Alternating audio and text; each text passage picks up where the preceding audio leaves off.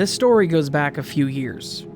I don't recall the exact year, but it was probably between 2010 and 2011. I would have been around 20 because I was living with my parents, but attending night classes. It's not really important, but it does help to explain that I wasn't a kid at the time, and, well, I should have known better. Anyways, like a lot of people that have an understanding of surface web versus deep web, I was dumb and curious. There was this one guy in one of my classes that was obviously a basement dweller. I'm not trying to be rude, he just looked the part. I'm not going to describe him. You know the stereotype, but let's just call him Jason. Jason was a bit antisocial, but he and I were decent friends due to our mutual interest in technology. I remember there was one night that class let out early. He and I went out to the lounge on campus and were talking about random tech stuff. He brought up the dark web, and at the time I wasn't really knowledgeable on what exactly it was. His explanation was pretty straightforward.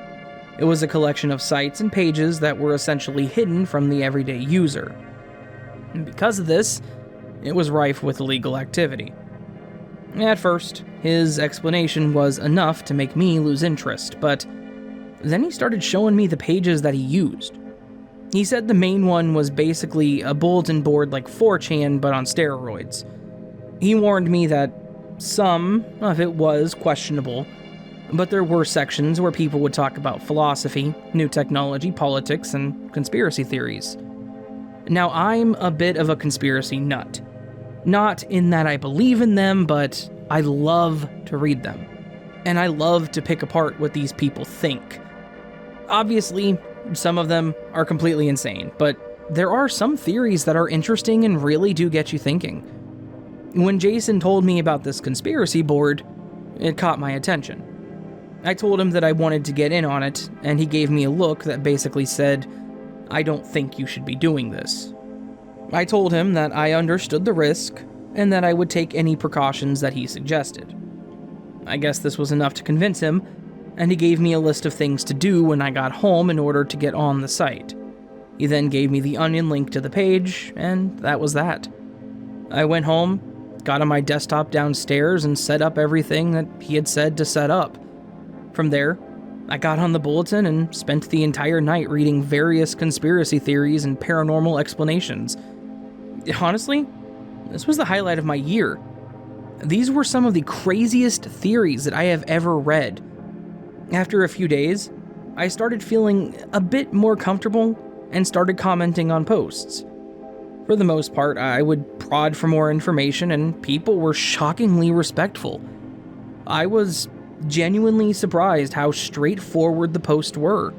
The people seemed almost decent, and most of them were fairly dismissive to the less than desirable theories out there, ones that ended up being against certain races or religions.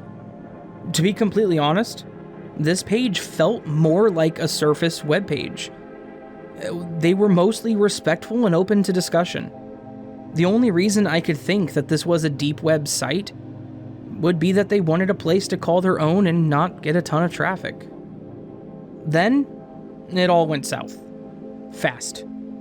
There was one post where the theorist started in on something interesting, but then immediately turned the entire theory into a pile of racist drivel. There weren't any comments on the post yet, so I decided to comment and be a bit of an ass to this guy.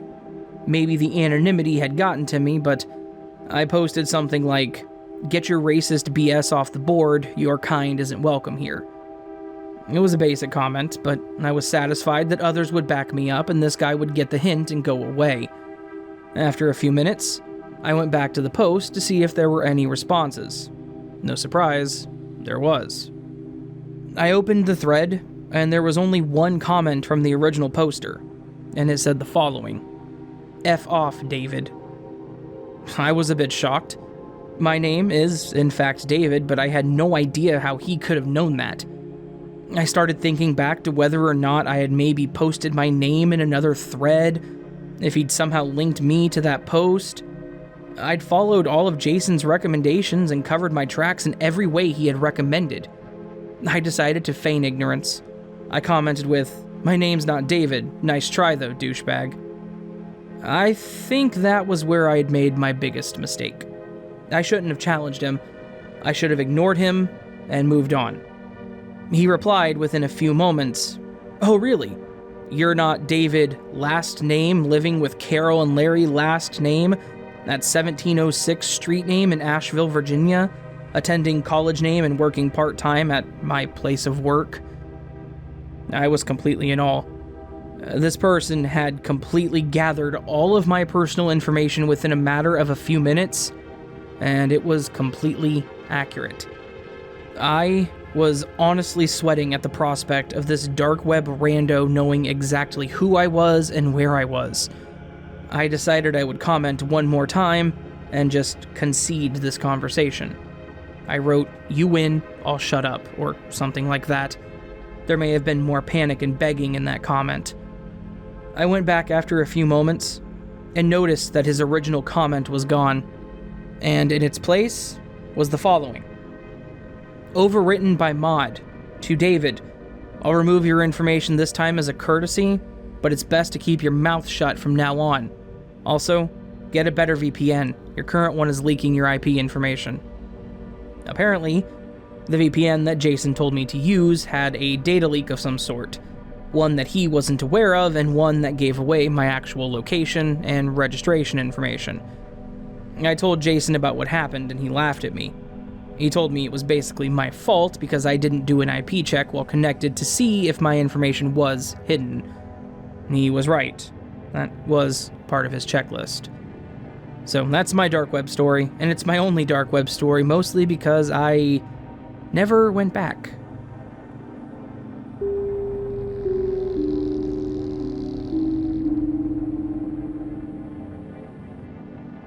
Hey everyone. I wanted to post this story up in hopes of explaining some of the horrors you can actually find on the dark web. Honestly, most of the things you find on the dark web aren't actually the horror movie cliche-laden websites that everyone seems to think they are.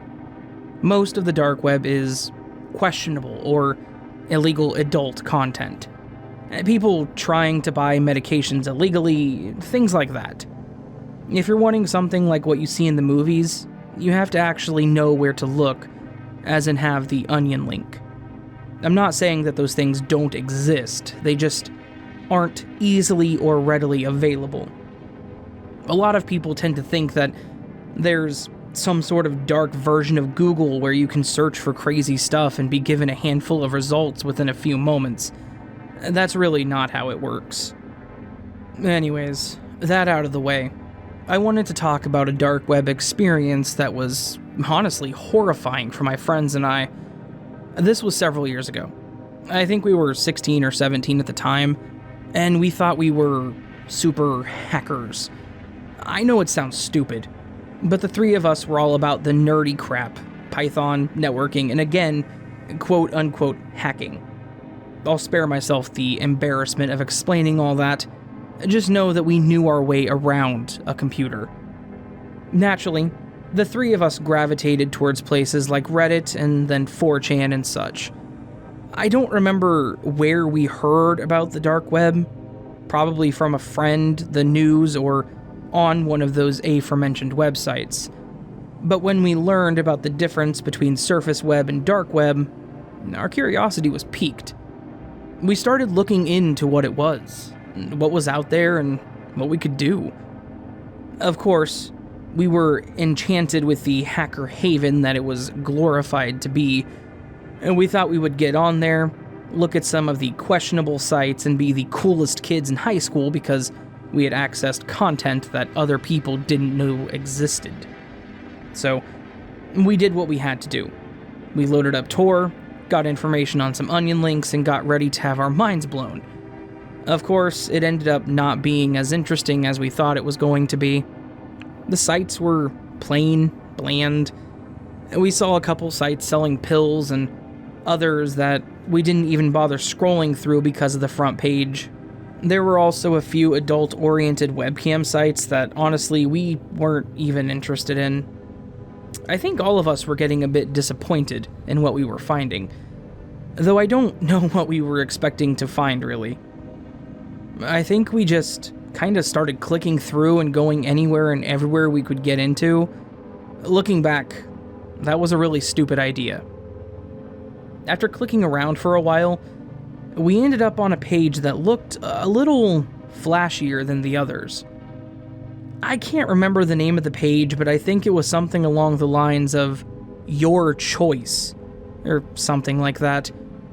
As we started on the home screen, the whole page looked like it was a site for a butcher shop.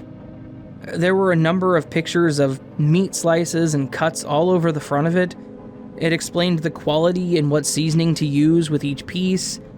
It even went as far as telling you how to determine whether or not your cut of meat was choice, high quality, or basically lower end.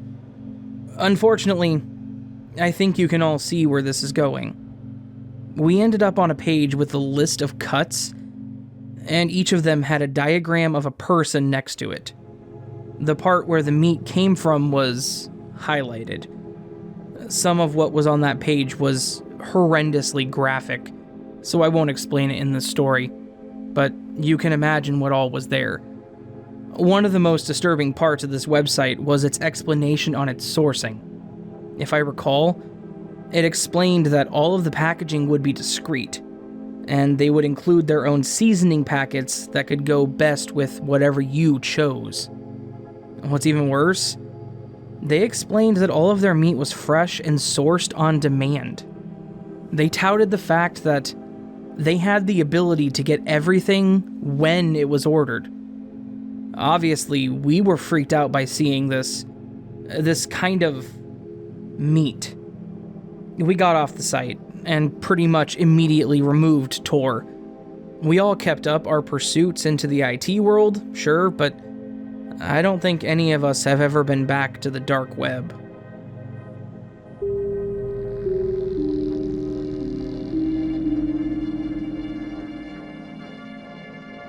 I was 17 at the time of this event occurring.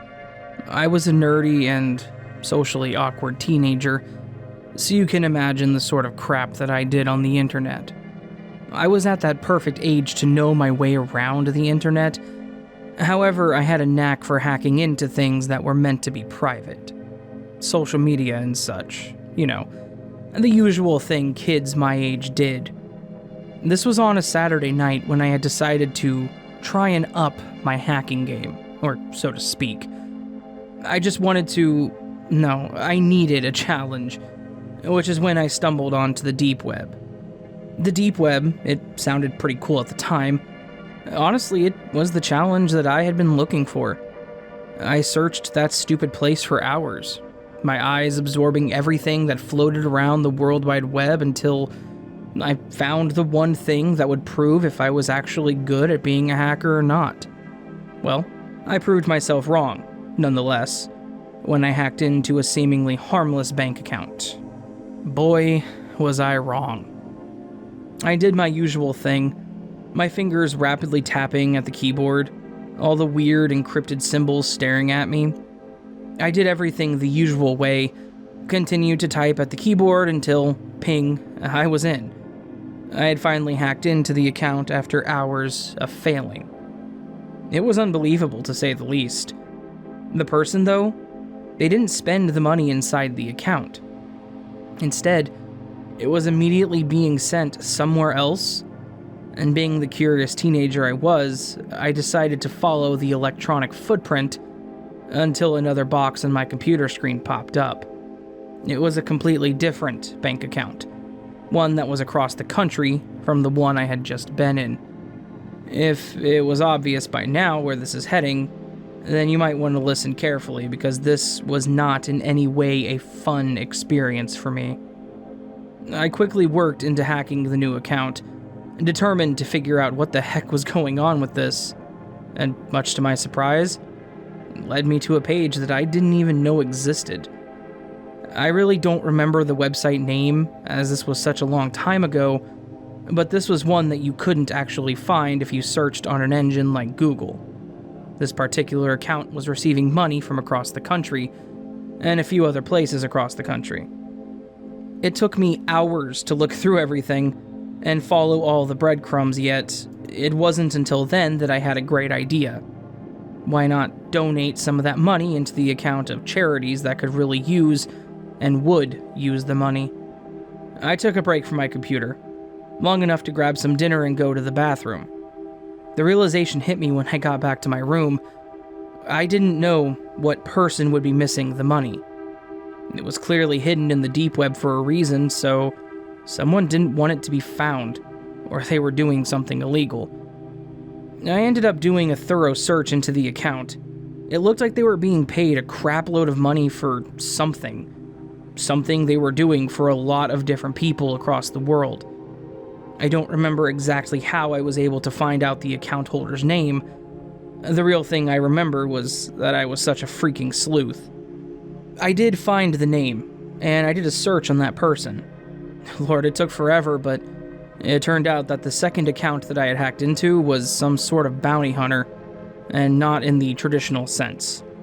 It was more like, I guess you could say the person was some sort of hitman. Again, it was a long time ago.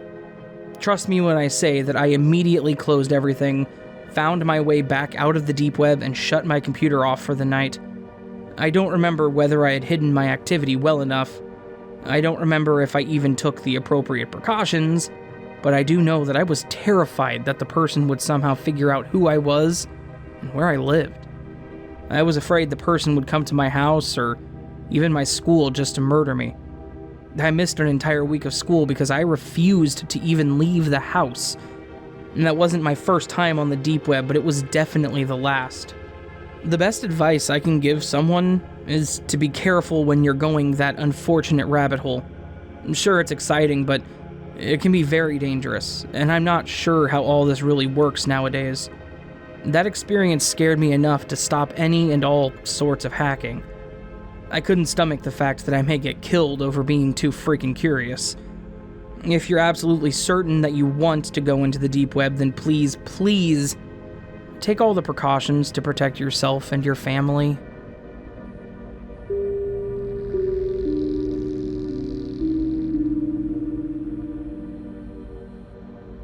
This happened a couple of years ago. I don't remember the exact month or year, but it couldn't have been more than just a few years ago because Bitcoin was at or near its peak. I used to spend a lot of time on the deep web, mostly on forums and things like that, but never on anything that was explicitly illegal. I know that sounds incredibly convincing, right? Believe it or not, there are pages on the deep web that are good for entertainment. Some of them are in the gray area as far as ethics go, but again, not explicitly illegal. And some of them only become illegal if you take action on the page, I think. Look, I'm not a lawyer, so I don't really know. Anyway, I was browsing pages without intentions on actually doing anything on them. I was just perusing through random onion links to see what interesting stuff I could find.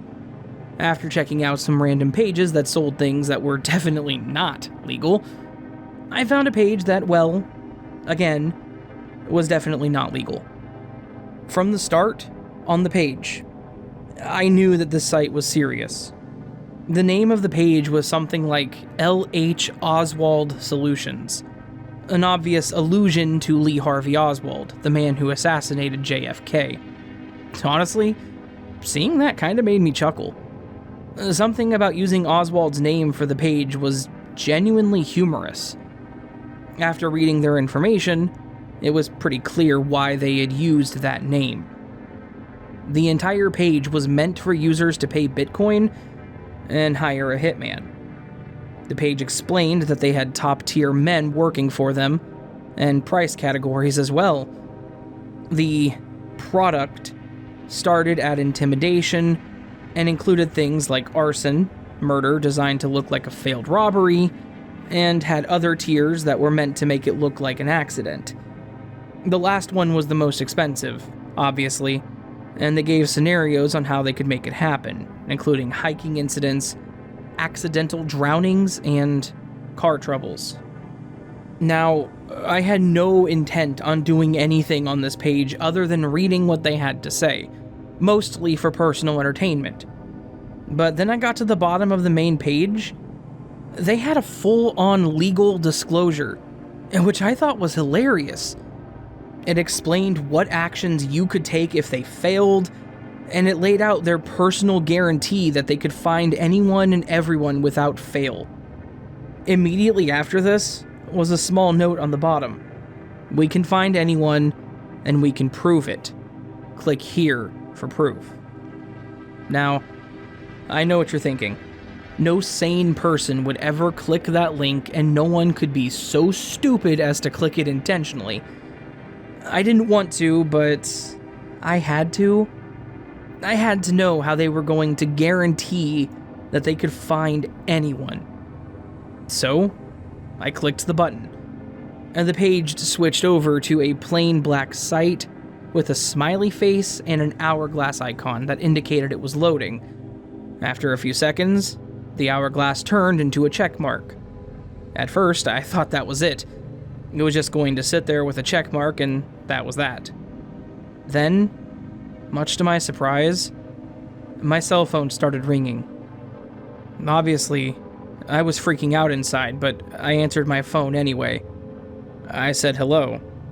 The voice on the other end was digitized, thankfully. It basically said, "Here's your proof. Thank you for considering our services," a few times, and then hung up.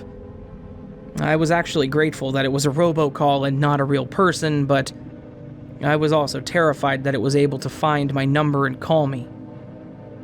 That was enough to tell me that they probably weren't screwing around, and that I needed to never go to their website or question whether or not those hitman sites are legit, ever again.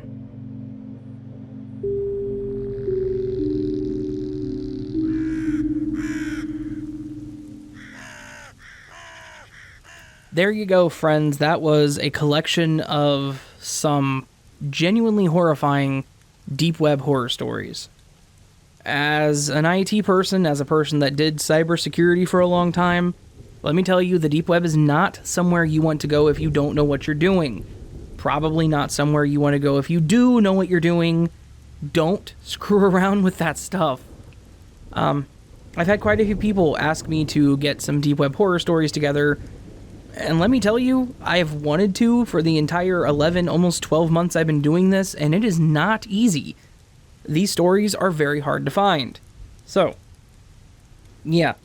If another one happens, I will be grateful. If not, I'm sorry, but at least you guys got this one. I'll try to find more. I just can't make any promises because, like I said, these things are damn near impossible to find and get a hold of the people that wrote them. So, yeah. Enjoy. All right. If you guys did enjoy this and would like more content like this, please do consider joining the Nevermore by subscribing to the channel and ringing that bell icon. Also, please hit the like button on this video if you liked it. That really does help the channel a lot. Like, way more than you know.